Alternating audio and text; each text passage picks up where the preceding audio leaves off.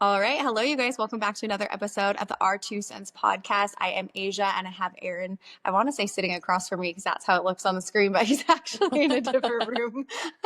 And we have a really special, cool guest on today. Her name is Marae. She runs an Instagram account for a travel family account. And they are living a life that is very different than a lot of people. Honestly, something that we admire and one day would Mm. love to like be able to experience probably for ourselves as well. We love travel, we love connecting with families who are doing it and going out there and showing their kids the world, and that's something that's so important to us. And so to be able to utilize that little Instagram app to connect with other families who are doing things that are similar and have similar interests is so cool to us. And so we're so excited to have you here and just share a bit of your story. So thank you so much for being here.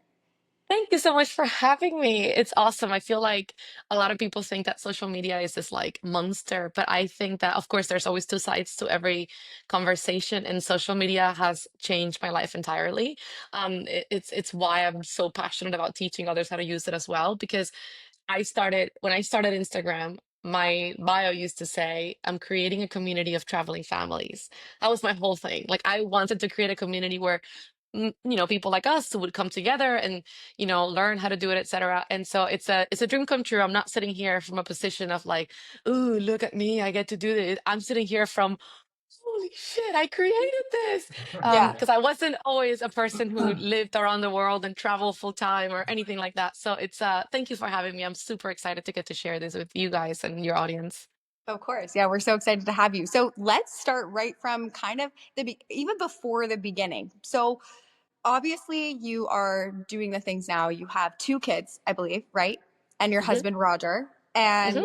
And you guys are obviously you've spent the last few years traveling around the world, setting up little home bases here and there. But I want to hear the story that led to that. So like what was your life like before ever doing this? Like, was travel and like living abroad and things like that always on your mind? Was it something you saw possible for yourself, or were those pipe dreams at one point in your life? So my entire life, traveling has been a pipe dream. I was born in Cuba. We had no food, no human rights, and no ability to leave the island for the longest time. I only left when I was 12. And in order for me to leave, my dad had to swim the whole Guantanamo Bay, ask for hope not to get catch. Ask for political asylum, come to the United States, start working, become a resident, become a citizen, claim us to the Cuban government. And then we got rejected 3 times. It took 8 years, broke my family apart. It was a horrible journey. 8 years it took for us to be able to leave. So I missed living with my dad and being raised by him from ages 5 to almost 13. Wow. And then we finally made it to the United States. So then when we came to the United States, you know, I mean, you get to take your family out. That's all you get. If we went on a 1 year vacation, that was too much. But my dad always liked adventure. And I remember when I turned 15 years old, the Latin community, especially the Cuban community, we have this big like quinceañera parties where you like have a show. It's like a ball. It's like a wedding, but for one person. Uh-huh. And I remember my parents wanted to like, do this whole extravagant thing. And I was like, I don't want that. Can we go on a trip instead? So my grandmother used to travel before the revolution with her father. So when I would go to her room and she had like all these like boxes with antique hats and all these beautiful things from around the world, I remember like always talking about her travels that she had when she was a child.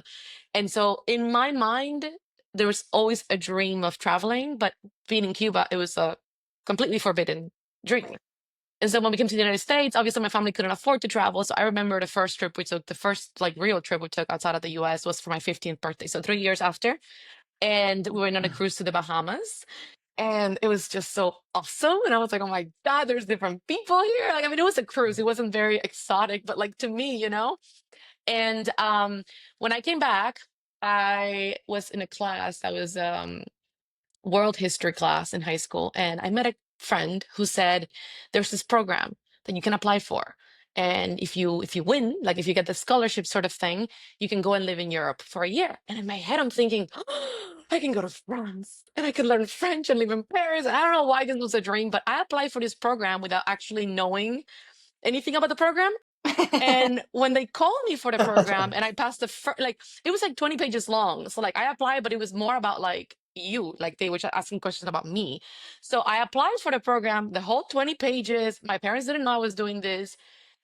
And somehow I passed the first like set of questions, and they called me and they're like, send me a letter, and they're like, yeah, I would like to like now interview you in person. You've passed to go to Germany. And I was like, where? They're like, yeah, so it was a program with the German and the U.S. Governments to basically strengthen relationships and just help young people become more culturally aware. I was, I came when I was 12. Miami is basically little Cuba. I barely spoke English. Like, I have no idea how I made it through this, but when they called me for an interview, I'm like, oh my God, ¿qué digo? Like, what do I say? Like, I was just like, anyway, long story short, somehow through the grace of who knows who, I make it through and I pass and I get this scholarship that only 55 kids in the whole United States get. Somehow I got this. And now I have to tell my parents that I'm going to Germany for a year and I'm 16. And in our culture, my mom was like, no. So then I proceed to convince both my parents for a whole 6 months that I'm going on this thing. Oh, because what I did to get the first signature to make this application is I told my parents that it was for a field trip. And my mom didn't speak English, so they just signed it, you know? So then I was like, you said I could do it. And she's like, no, I did not. Anyway, um, long story short, my parents are both engineers. So my dad convinces my mom that it's a good idea for me to go to Germany in case I want to become an engineer. And I'm going there like, I don't even like science. I don't even like what, but okay, yes, yes, I'll become an engineer. So I go to Germany. And in that year, I traveled to 17 countries. Okay. And that changed my life because when I came back, I was no longer able to just be a regular high school student. So I spent my 11th grade living with a host family in Germany. I learned German. I went to school, I lived, and I traveled. And I just fell in love with the idea of just getting to know a different culture, getting to live in a different place, getting to see people. Because I remember the first week in the program, they taught us something that for me was like, we're not better, we're not worse, or it's not better, it's not worse, it's just different. And I remember thinking, man, if we all thought like this about everyone we meet, the world would be a better place. And I Mhm. started just really getting into this mindset of traveling is like the antidote to all the problems we have as a society. Because if we knew that we all long for the same things, that we all have the same love for our families, that we all have blood inside, then there would be so much less conflict. So then, I went to school in Argentina, then I went to school in San Francisco, I graduated, I got a college degree, blah, blah, blah, the whole thing. Because, in my family, it was not an option not to go to school, not to get a degree, and not to get a job. And then I found myself years later with a very nice job making really good money. I used to work for Fox and ABC doing commercial sales for, like TV commercials. And my husband was the news producer, Roger, news producer for the whole news. And we were just like, what are we doing? What are we doing? Like, we had a big house, furniture, shopping every weekend, eating out all the time, whatever, whatever, whatever. And we're just like, we get 2 weeks off. We gotta take our computers with us. Your family Yeah. lives in LA. My family lives in Miami. Like, when do we travel? Like, what are we doing? Like, is it worth it to live like this in the name of what? Of like a degree or an amount of money? Like, you can make money doing anything. Like, I know Mhm. what it's like to live without money. So for me, it's like if my parents made it out of Cuba with 2 kids, I'll figure something out. So then we quit our corporate jobs, our really nice, flashy jobs, and we went to do seasonal work at resorts and restaurants around the country. Wow. And our Okay. parents were like, Yeah. it's like, I remember Right. my dad told my dad was like so concerned. He's like, are you doing drugs? He's like, how can you leave your corporate job to go be a server? And I was like, well, I'm making similar money because we would used to get jobs at like really popular resorts for winter places or summer places. So we would either work in restaurants or hotels, whatever, and work with tips. And we would just live together minimally, eat at the restaurants we worked at, whatever, work 5, 6 months just a season, summer or winter, and take the rest of the year and travel. So that's how it started. And then in 2018, I had to take 2 weeks off to go to a friend's wedding during the summer season. And it was so hard because the resort didn't want to let us go. It was the peak of their season. We were losing a lot of money for other travel later on because obviously we had to take time off to go travel. And on the plane on the way back, I remember I told Roger, I was like, I don't want to just go back anymore. Why do we keep going back? Why can't we just go? And then I swear to you, like those things in life, like I'm a big believer in like manifestation and, I've created this whole reality that I live in today. So I know it works, but I was literally just telling him this. And then the person comes next to us and sits down next to me and she works in cyber security.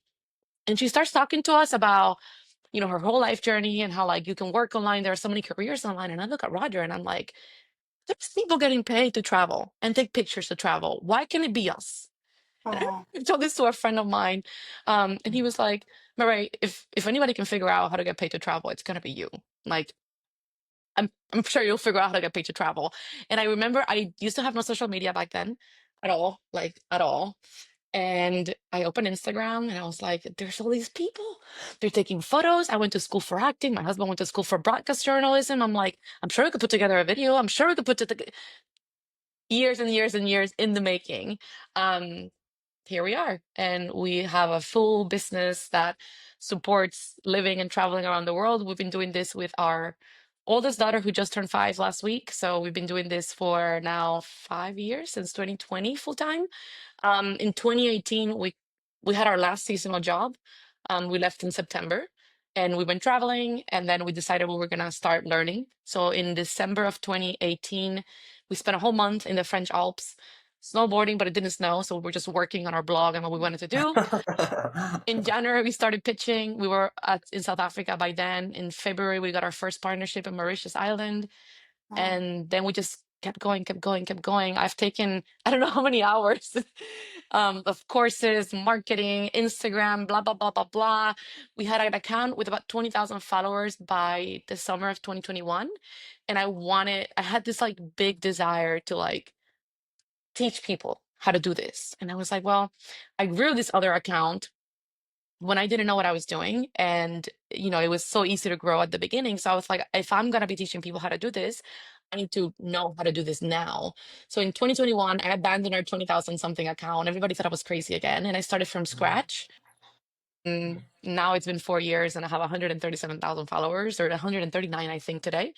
Um, yeah, just from like actually having the balls to like burn everything and just start from Yeah. scratch and actually learning and taking classes. And, somebody told me once, you have to take advice from somebody that has what you want.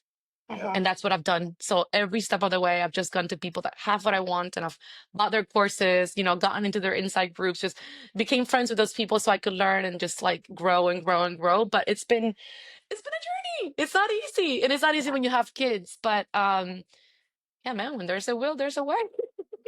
I think we felt like kind of similarly to when you were on the plane and you're like, hey Roger, I don't want to go back, like we kind of felt a little bit of that, probably not to the extent that you did, but we were kind of like coming home and we're like, especially once we got home a little bit, like there's obviously nice things about being at home for us as well, Yes. but we were kind of like, man, I miss the adventure a bit. Like all of a sudden, like pretty hard, it hits you, and you're like, oh, we kind of miss the adventure. Yeah, there's some, things that come up that are challenging. Like, what do you do with kids all day, or whatever, in a little apartment or wherever you're staying, right? And there's Yeah. nobody to help you. It's just you and these kids. But we kind of felt very similarly to that. We haven't got to the point where we're like, let's not just go back at all yet, but maybe I think maybe one day. I think for us it was more like, we had already done something so like irrational, you know? Mm-hmm. Like if I've already like left the corporate world, like might as well, it's like let me just try this. And another thing is that after traveling for a long time, full time with children, you sort of really start understanding like who you are as a person and what your priorities are. So Mhm. one thing that we realized is that what people value, so like the standard for other people of success or happiness or stability, is very different than ours.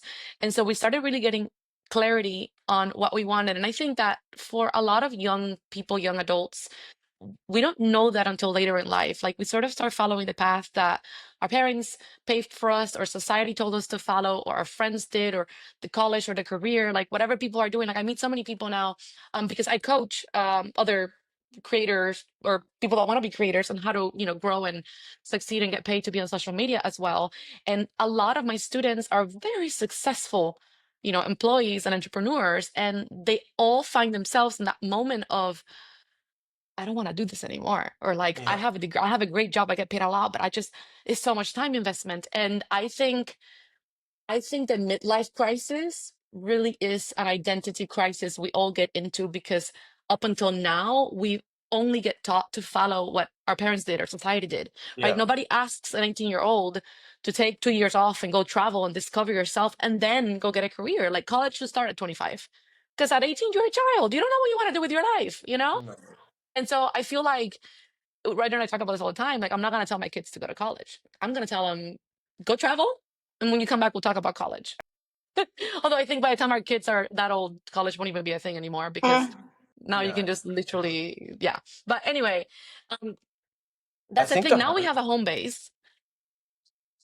Sorry, I was just gonna Sorry. say, I think the hardest part, honestly, for people is just getting rid of their actual job. Like that, Hmm. it feels like that's the biggest thing for them to do. Like that to me, like to both of us, and you were probably the same, getting like axing off the full-time job with stability and pay and like that's in my mind, that's way harder than actually like anything that comes after that. Because once you do Absolutely. that, you're like, oh wow, that actually doesn't own me anymore. And I feel like Yeah. liberated to go and do or pursue what it is I want to do and pursue.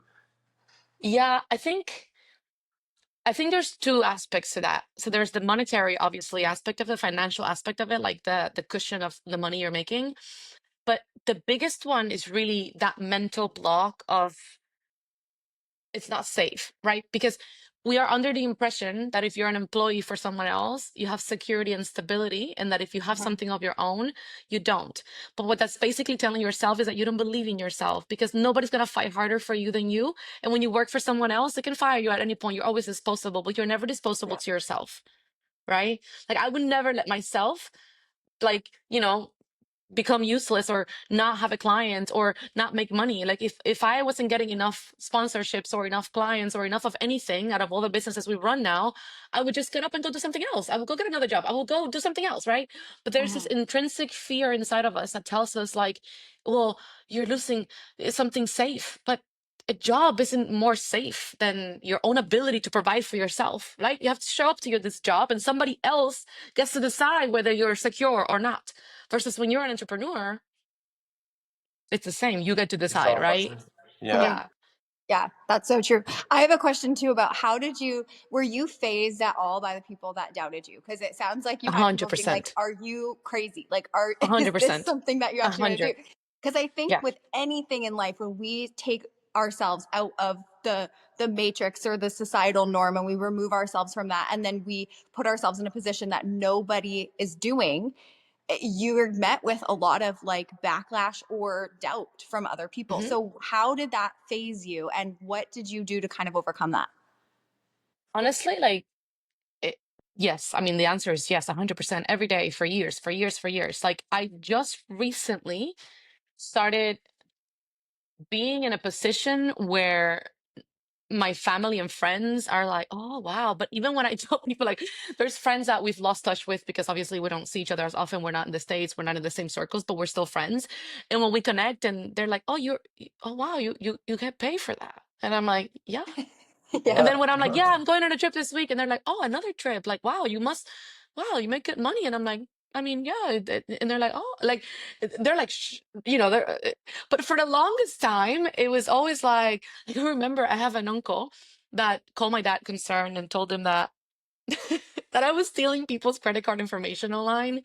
Um, and I was getting into some illegal stuff, and my dad's like, "What do you mean? Why? How?" Like, he's like, "Well, that's the only way she can afford to travel that much. What else do you think she's doing?" And I was like, I don't even.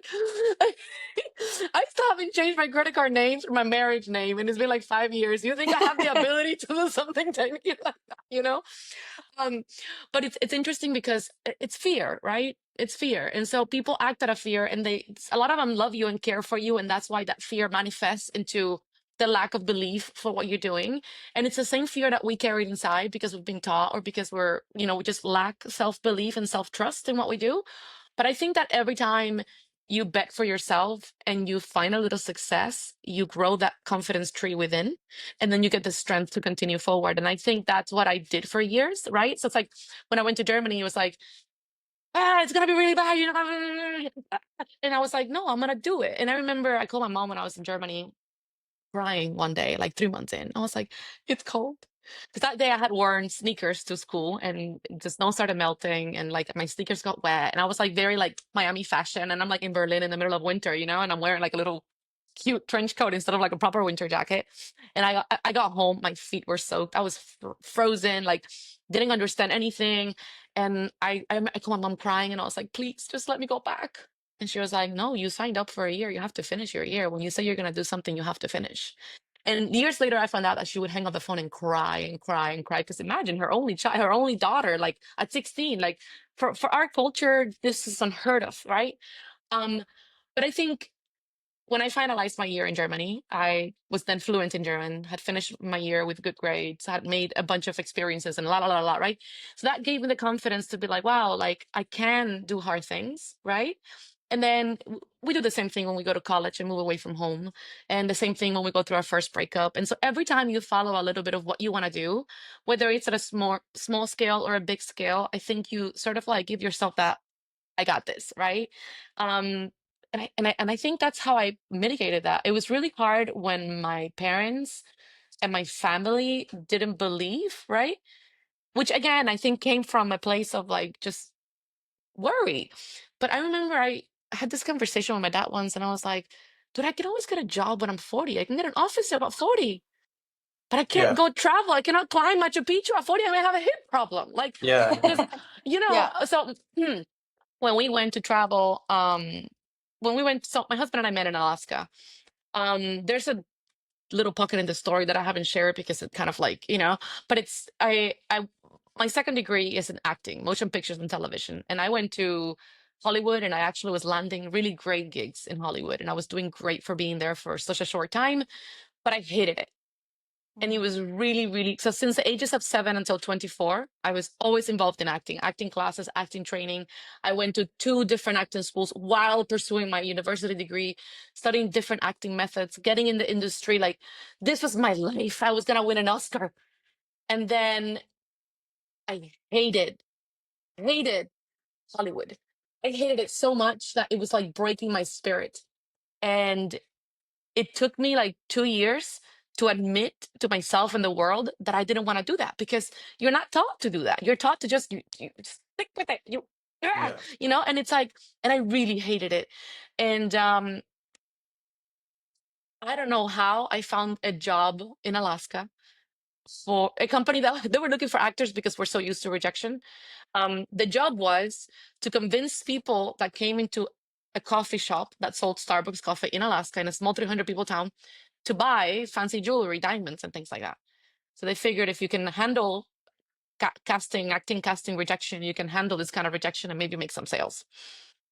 So I met my Interesting. husband at an airport going to this small town. We were 2 of the 6 people on the plane going to this 300 people town in Alaska, right?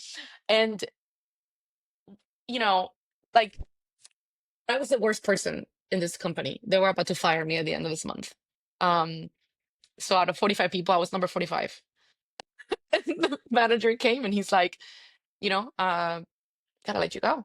And I was like, no. Like that's how much I didn't want to go back to LA to do the film industry, right? Mm. And so, long story short, I learned sales. I become an amazing salesperson. Blah blah blah. Everything's great. And then I go with this company traveling for a few months, or like I think it's like 2 or 3 seasons with it with them. The Caribbean in the winter, Alaska in the summer, yada yada yada. Right. But what's crazy is that having to face the world, my family, my friends, and Facebook got announced on Facebook. Oh my god, I'm Yeah. gonna win an Oscar. You know, like just that fear of like, you know, like this is not who I am anymore. I think that every time you do that, and it happens when you move, when you have a breakup, when you have any kind of like life altering event, I feel like we always feel like we need to announce to the world, and it's almost like getting naked in a room full of people.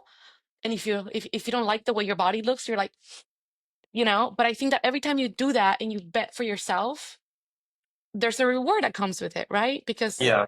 like they say, you're born alone and you're gonna die alone. So like all the other people and their opinions, they're really just kind of irrelevant because are you gonna pay my bills? Yeah. You know what I mean? Like, Yeah. so yeah, I had a lot of backlash and it was really difficult. I cry all the time. I still do. I have days. You have no idea how many times in the past 5 years I've like gone into like a job website and I'm gonna go get a job. Yeah. Right. Yeah, you get Yeah, all you're like, it's flustered just one day and then easier. you just start. Entrepreneurship is not easy, man. And it's not easy when you're No. full-time traveling, when you have a bunch of kids yelling at you for whatever reason. Like it's hard. Yeah, But you know, I think it's harder showing up at an office every day at 8 a.m. and having an alarm and all that stuff. It's just, yeah. yeah. No So you choose control your over day hard. to day. Yeah. We have I mean, we're kind of on a similar story to you, honestly. Mhm. Like we both had good jobs. She was nursing and I was teaching at a university, and we kind of like I mean, Asia started an online business 5 years ago, and it slowly over time, we kind of saw what was going on with it, and we were like, we show up over here and at determined periods of time, and they tell us what to do, and neither of us particularly love it, and we were like, maybe you should spend more time doing that, and then over time, it's hard to let go of, I had 7 years of school to do what I was doing, and to just let it go. Same with Asia. She had gone to school for a long time to be a nurse, and to Yeah. just cut it off and be like, I'm not doing that anymore it's really difficult. Um, but it's interesting what happens out the other side. You start to see like, well, I can just make decisions, and like maybe somebody doesn't like it, or maybe they like it, but I don't really care, honestly. Like it doesn't matter if you think, I should have continued doing what I was doing because I had spent so much time. Like I don't really care. It doesn't matter to me what you think. And then you kind of get some like, you know, choice back in your life where you're like, I actually can just make decisions and go that way. Like there's nothing that says I Yeah. can't. Like really, it's just Well, kind of an interesting thing. something I find fascinating that nobody talks about is that it always is portrayed like if you leave what you've done your whole life, then it's wasted. Yeah. Yeah. But I have found that everything I have learned, my 2 degrees, the languages I speak, the jobs I've had so many jobs. My God, that's an indication of how much I hated working for people. Um, I have so many jobs. But all these jobs and all these things, all these experiences I've always had, now I find myself using all of them. So like I'm basically running my own TV channel, which is what I went Yeah. to school for. I make my own videos, produce my own videos, which is what I was working at. I'm selling commercial airspace for my own channel, like I did for that big company. I used to work for a meditation company, and I use all the mindset stuff I work to stay strong as an entrepreneur and to become a better human and a better mother. Like every single job and degree and thing that I've learned in my life. And the sales skills from that job in Alaska, that little town with the coffee shop. Hey, listen, those sales skills have come in Yeah. so handy as an entrepreneur. But all of those have literally helped me be where I'm at. And so there's this like fake story that we're told that, oh, you spent 7 years going to school to be a university professor and then you're gonna throw it in the trash. No, I'm gonna take that and do something better that I enjoy doing more, you know? Mhm. Yeah, Yeah, there's a I totally. distinct difference in thinking there. Like one is wasted and one is like I've learned a bunch of stuff from that experience, whatever it was I was doing, skills and experiences that I can use to like put something better together going forward. But there's not a lot of Yeah. people who view it like that. At least I find. Yeah. No, for sure. But I think that's why these kind of conversations are so important because again, we go back to the same thing. I think it's all fear. Like we're being fed from someone that is this way, but maybe you're this way and I'm this way and this Yeah, one is yeah, that way. You know, like we're not all yeah. the same, but there's also not just only one narrative. There's not just one path to a destination. There's always so many ways to get there. And there's not wrong or right. It's just different. Yes, exactly. And I actually have found that so many times as well, and I'm sure you too, because when you travel to countries that are like more third world countries, you actually see different values within a society. And you're like, wait, I love this aspect of the way they do things and the way they're not materialistic or this, that, and the other thing. And even though, yeah, you have a little bit of your comforts that you love to have, like, we were traveling in Costa Rica and I didn't have a warm shower for 3 months. And I was like, I could have one of those again. Like, it's just stuff like that where you're like, that would be really nice. But it really does kind of put into perspective for you, like, it's not good, it's not bad, it's just different. The way things are done is different. And so you create so much more perspective for the world around you and what's going on. And I would like to say you bring some of those ideals back home with you. And it also just relieves the stress and the pressure of things going on when you do go back home or you do have your comforts and things like that, because you're like, I've been in worse than this, or other people live way worse than this. Like your perspective of what you can tolerate is so much broader because you're not just conditioned to like your little box. But I do have a question for you, Absolutely. because I know for us and our like personal experience, our our like desire to want to explore the world and things like that actually happened so much more when we started to have kids, because we were Hmm. like, the time goes by so much faster, and you realize it when you have kids and you watch them grow like in the blink of an eye right before you. And I'm wondering if that has created a little bit of a different perspective for you too, since having kids and being like, whoa, like time is flying by, whereas before it didn't necessarily feel like it. And so you're like, I want to experience these moments now before they're not there for us anymore. And I wonder if that like is something you think about too. So when we had this job in Alaska, the one with the jewelry store and the Starbucks coffee, we would meet thousands of people every day. So this little town gets like 5 or 6 cruise ships every single day throughout summer. Mm. Sometimes there's like 10,000 people walking on the street. And of course, to be able to afford a cruise to Alaska, most people that go on these cruises are elderly, retired, et cetera, et cetera. And there was one story that we heard every single day from people from all over the world, in all languages, all races, all religions. And the story was different variations of this, but basically, oh, this is my lifelong dream. I've been waiting all my life, my husband and I, but he passed. And now I'm just basically making the dream happen for both of us. And oh, I've been waiting all my life, but now I'm finally here. Now I'm in a wheelchair. I can't hike, but at least I'm here. Or, oh my gosh, my mother wanted to come. They passed. My parents passed, but now I'm here on the trip they wanted to take. And it was, I get chills literally just saying I it because literally have chills as well it's as you. every single day. I'm not talking about one person, two people, every single day, every hour, every person we talked to that was on that cruise to Alaska was fulfilling a lifelong dream. But it was never just, I'm 25 and I'm here. Oh my gosh, I love it. I'm going to go hike now. Right. And I remember Roger and I had this like, since then, it was like, dude, we should do more of this. We love this. We love traveling. We should do more of this. And when I had my first daughter, Alaska, um, I love that. yeah, it's where we fell in love and it's our most favorite place on earth, so it was only fitting. Um, but I remember when we had her, so many people were like, well, now you're gonna settle, right? Or like, well, now that you have kids, you can't continue traveling, right? Or like, what are you gonna do now? You can't just, how's she gonna go to school? And I'm like, she's 1 month. Like, what do you mean? You know? And even now, 5 years later, Atlas is just turned 1, Alaska's 5, and it's crazy because our priorities are like, any other entrepreneur our age with the kind of business and the potential of what we're building would be working 40-hour weeks, blah blah blah. We work tops 20 hours a week. I just came back from the beach. I was doing whatever work at the beach. I hired somebody 5 hours a day to come clean and cook for me, which is a lot of money every week and month, obviously.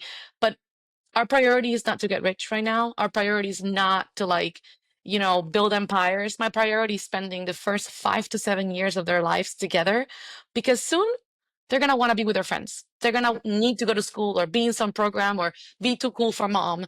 But now I get to just soak them up and be with them and do all these things. And you guys know, you messaged me like a month ago and my availability was like 3 weeks later because my family was here. And I could have taken 1 hour to record a podcast, but it's like, and I'm gonna miss spending Yeah. time with my family. That, you know what I mean? And so I think for us, traveling became better, and just the ability to do this full time became more appealing and more available, and everything just amplified when we had kids, because I think it solidified our belief that doing what you want to do is the way to go, because you only have so much time. And my mom passed away in February, out of nowhere. She was 3 weeks for coming here for the first time, and we were planning her 60th birthday, 60th birthday. And out of nowhere, she just passed away, right? And so, like, I can't say a silver lining because it's the worst thing that's ever happened to me in life. But one thing that just keeps popping in my mind is, like, I'm so grateful that I live life this way. Because if I was to go tomorrow, I've done everything I've wanted to do. And I've done everything I've wanted to do with my children up until this moment, right? Like, there's a million things that I want to do. And I would love to grow my channel and have a full blown out YouTube like show where people follow us around and see us around the world, and have group trips with tons of families and events. And my friend, I want my kids to have friends all over the world so we can travel and hang out with them and create more communities. And sure. Yeah. But what I really, really, really want to do the most is continue seeing the world with my family, right? And you don't know how long you have for that. Nobody does. No, you don't. That the story of Alaska actually hits a little because we had a plan. Aaron's grandma actually was going to take all of us to Alaska on an Alaskan cruise in 2020, and it got totally shut down because of COVID, and they stopped doing cruises.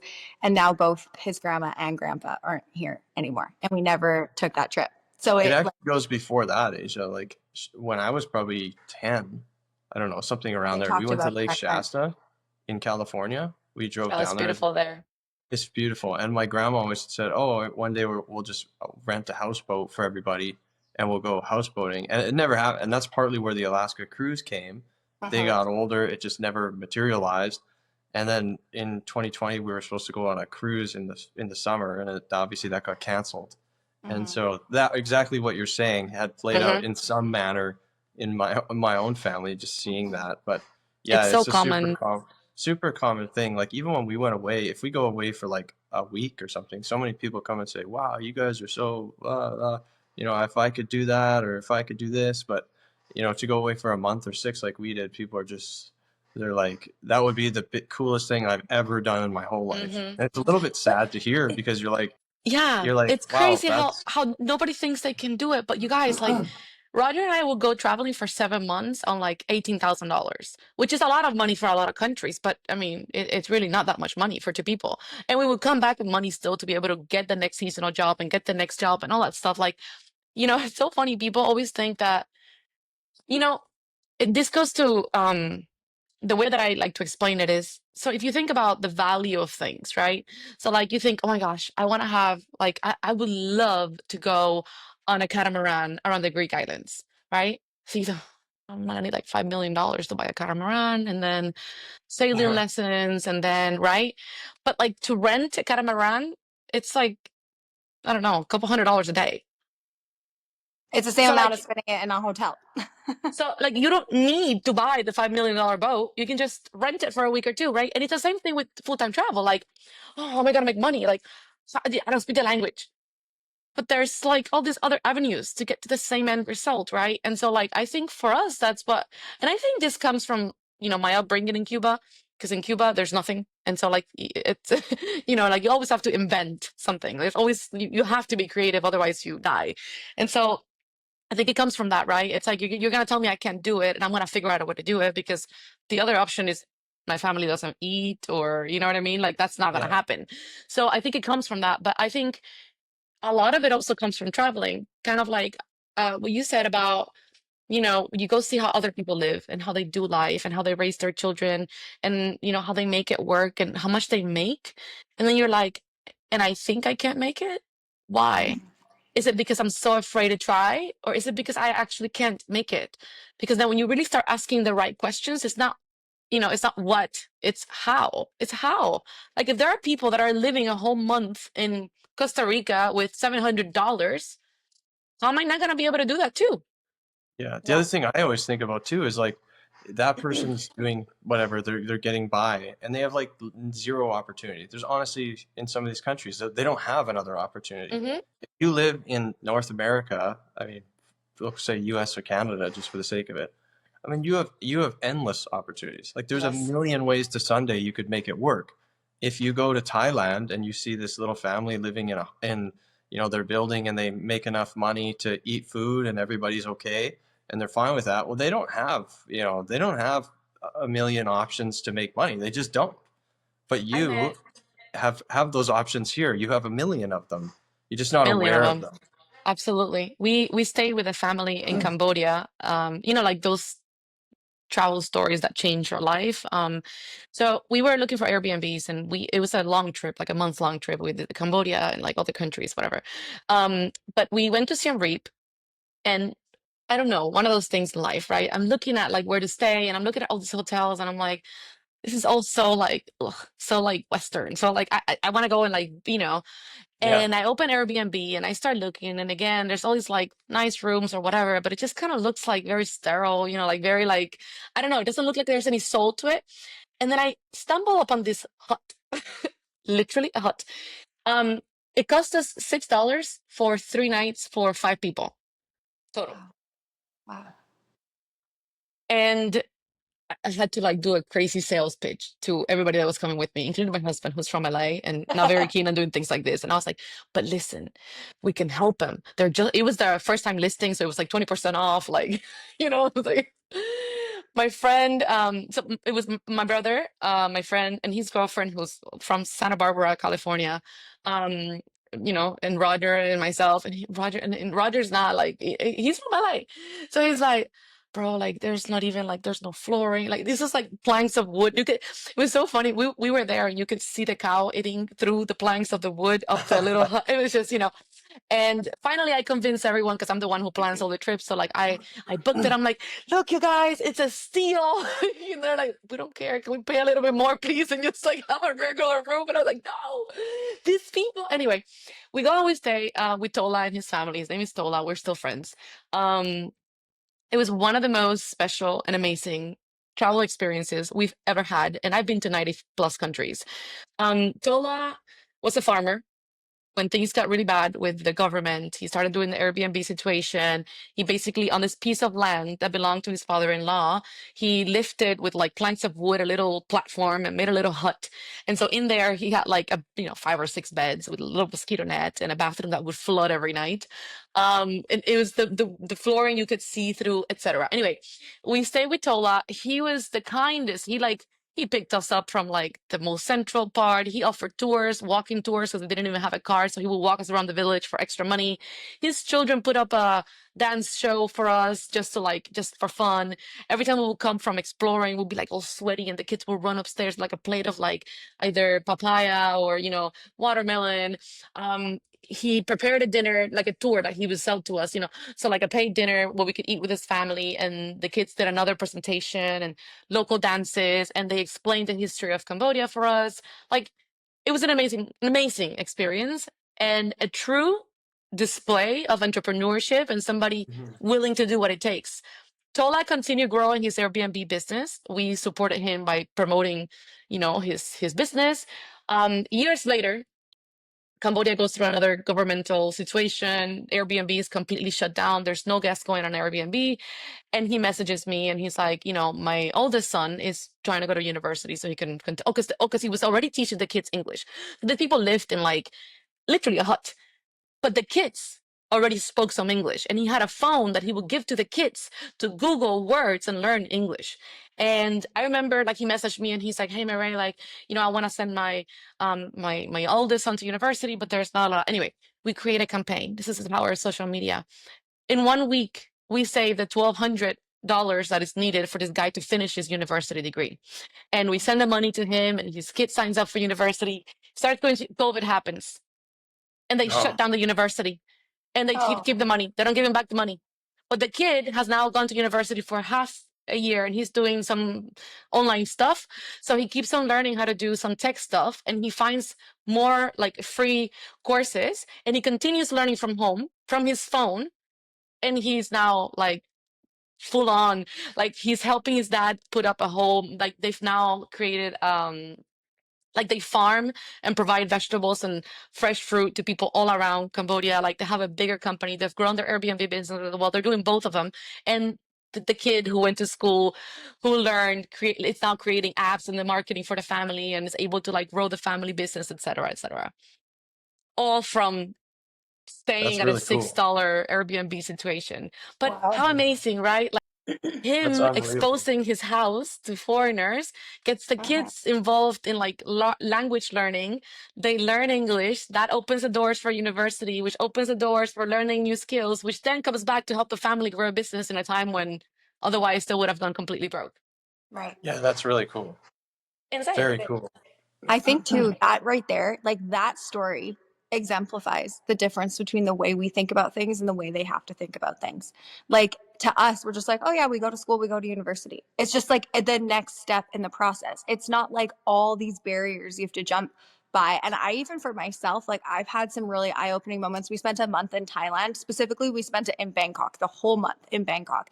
And that had its own challenges for us in different ways. But for me, one of the most eye-opening things to me is we would walk past all these markets, right? Like Southeast Asian countries, they have markets all over the place. And you would see these moms with their like 2-year-olds and their 5-year-olds and their new babies. And they'd be like, it'd be 10 o'clock at night and they'd be like hushing their baby to bed on the table beside where they're selling all their little trinkets or their fruit or their juices or whatever. And like the babies are just falling asleep at the markets. And I remember that specifically for me was like, and you think running your business is hard? Like, it like right. And you're like, oh, your husband gets to watch your kids while you go to a beautiful coffee shop and run your bit, but it's hard. Like, stop being a loser. Like, it really makes you put into perspective of like, that's hard. Like what you're doing or the opportunity you have to do all of this and earn your money through the internet and your cell phone, and by being creative and doing the things that you love and building a business that way, that's not hard. Like what those people over there are doing for 11 cents an hour or whatever, like that's challenging. That's So it really challenging. like That's a real challenge. it puts into perspective for you a lot to the opportunity side of things, where it's like we have so much and it's up to us to take it and do something with it to create the life that we actually want, you know? I always tell my students the way you show up for your dreams says a lot about how much you believe they can happen, right? Because I have students, and my course is not inexpensive, obviously. Like I'm hands-on teaching you how to make money on Instagram, and I have students that like, oh, could I come to the next class? Because, and like the excuses are like, oh, like it's just, I have a cold, or like, oh, I'm gonna move and it's been overwhelming. And I'm like, um, my dad Always swam the good to hear. Guantanamo Bay with sharks and people going on boats with a rifle. That is challenging. You are just lazy and afraid, and unwilling to commit. You're not burning your boats, girl. It's not gonna work out. And it's funny because I've been coaching. I started coaching really, really hands-on when Atlas was born, so about a year and a half ago, because I don't know, I just had this calling, and I had such a hard time with postpartum my first time, and the second time I was like, I need to go away from myself. I need to put the energy out, so I'm not sitting there like stewing on my own self-pity with postpartum. I was like, if I'm busy, I won't think of it.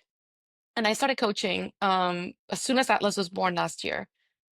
The amount of success that I've seen in my students is like mind-boggling to me, because it took me so long to get to where I'm at, and these people are reaching these goals. And like I have a student that took my class last June, and by January this year she quit her job, her 80K a year job, because she's full-time doing content creation and making money and working with brands and doing great, right?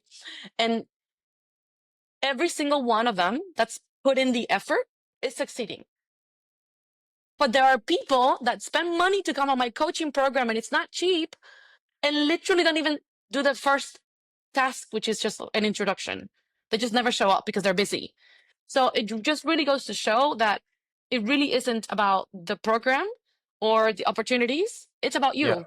It's really Yeah. about how much you want it. If you really want it, you're going to go get it. And there's never going to be. I have a student, she was stuck, like, this is boggling to me. She was stuck in like 200 view jail, like whatever, however they say it, right? Like she was posting content, and she wasn't moving. She wasn't moving. And I remember telling her, like, don't worry about that. That's vanity metrics. Don't worry about it. You continue on, do the work. Just trust me, trust me. She is now sitting at 26,000 followers, full-time content creator, working with tourism boards. Like, she's the it person where she lives, making a full income out of content creation, right? She didn't let herself get clever, because for 2 weeks or 2 months, it's actually like 2 months, like her reels weren't reaching, like it was like crickets. But she stayed the course and stayed the course. And I feel like that's what entrepreneurship is, right? There are so many moments where like it's just not looking good. You have to just, they say you have to be delusional, right? You have to have that delusional trust in yourself that no matter what, you're going to troubleshoot it, because the only way you're going to fail is if you quit. Yeah. I feel like even just travel in general is like that.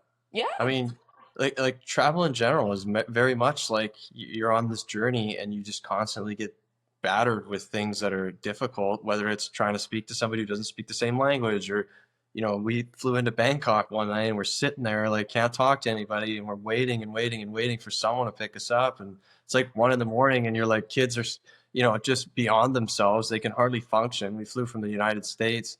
You're just like, this is hard right now, like really hard. And then you end up getting to where you're going and you have a good time. And then 2 days later, Right. something else happens. And you're Something like, else holy, how are happened. we gonna, Yeah, yeah. how are we gonna Last sort week. this out? And So it just I was constantly, it's that's the thing about, and I think that's what travel teaches you and children. So I think that's also for me why it's so important to yeah, travel with kids. Like I don't have a problem with staying at resorts and doing all inclusive travel. Zero. I love vacationing. I'm the laziest person you could ever meet. And when it comes to relaxing and oh my gosh, Yeah. I'm like, if I don't have to get up from the couch, like Alaska's like going to get things in the fridge. I give her a stool. I'm like, please go get it. Can I have a snack? Yes, go get it. I'm not gonna get up from the couch to get you a snack. You go get it. Like I'm super like on the chill mode. I have two modes. I'm either going like 50 countries in 1 year, or I'm on my couch reading a book.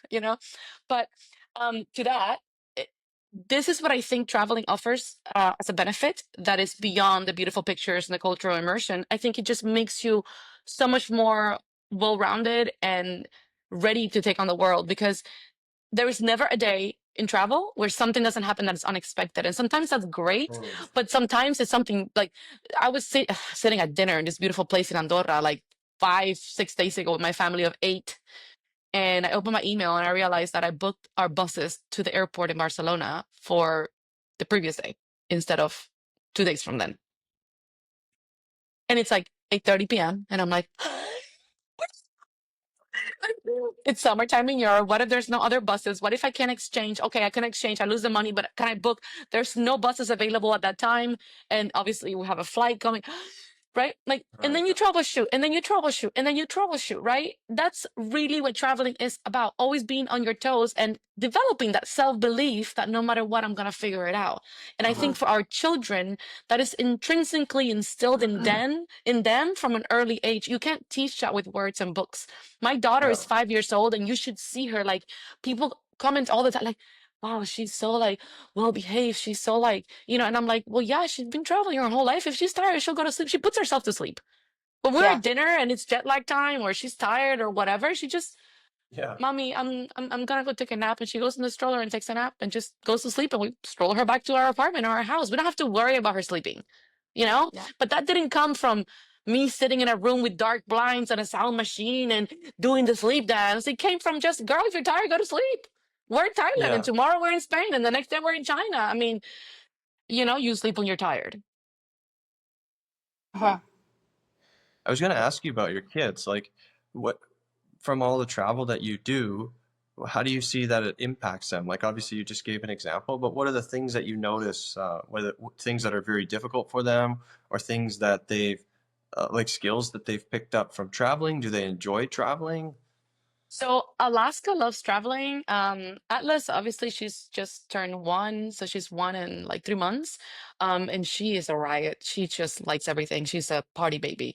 We are going to Bold in 2 years from now when she starts. Like, she is just the most active child. Like, she climbs on things and she knows no enemies. So it's funny because Alaska was born during COVID, and so she was always like, when people would approach her. Alice is the opposite. Like, we just came back from Morocco, and there's not a man in Marrakesh that did not hold my child. Men, not women, men. Literally, all of them are like, oh my God, and she's like, oh, hugging them and just like, just like in love with everyone. Alaska is obviously older. I think there's many benefits. She's very resilient. She's very okay with change. Most children her age are not. She's very okay with change.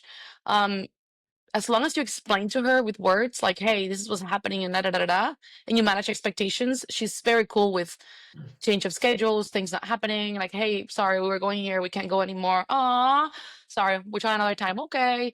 Like she's used to things constantly changing. She's very flexible also when it comes to her sleep. She eats everything. That's so nice. Everything. So like Atlas eats everything too, but she's a baby, so now everything is exciting. But Alaska eats everything. Like, I'm talking about a 5-year-old child that has, I think twice in her life, she eats off the children's menu. She eats octopus. She eats, like, we just went to Japan and she wanted to fish her own squid and ate it raw. Like, Wow. She is out there. Um, the downside that I'm starting to see, and I don't know if this is an age thing or a temporary thing, but she's starting to make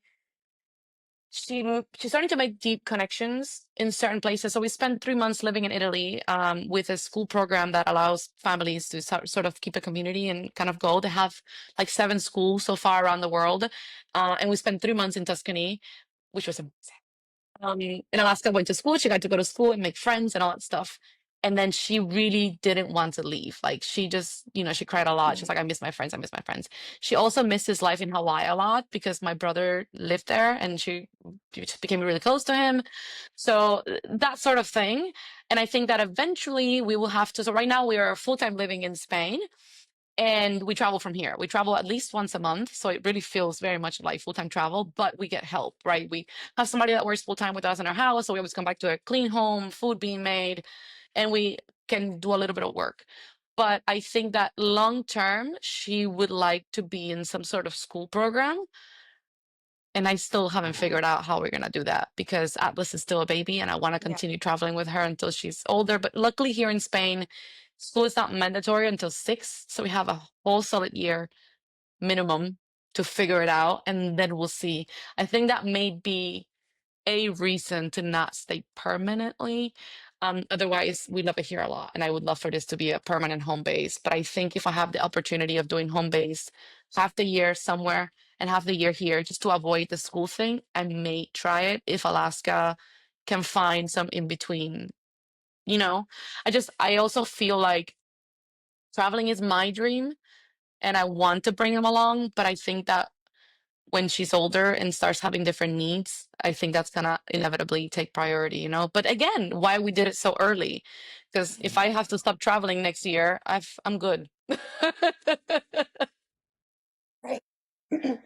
I Yeah, think I I relate agree. to that too. Like with our kids, especially like around the 5 month mark, like we stayed for 6, but at around the 5 month mark, they were talking about like going home. Like they wanted to go home. Mm, They wanted to see their friends. They have, we have grandparents and stuff here that love them, and we have really supportive family that are here, and you could see them being like, I want to call them now. And there'd be a couple months where it was like life is so fun and exciting, like we kind of don't need to call the people that are back home. But it towards the end, like the 5, 6 month mark, we kind of noticed like they were like, when are we going home? Like, are we going home? Like, yeah, it yeah, was yeah. kind of that. And I noticed that too, because our son's also 5. Like we have a 5 and then almost 4 year old. So similar things, like they do have friends. They did have a bit of like a home base and roots somewhere. Right. So that was something that we noticed for sure too, was that they were starting to be like, okay,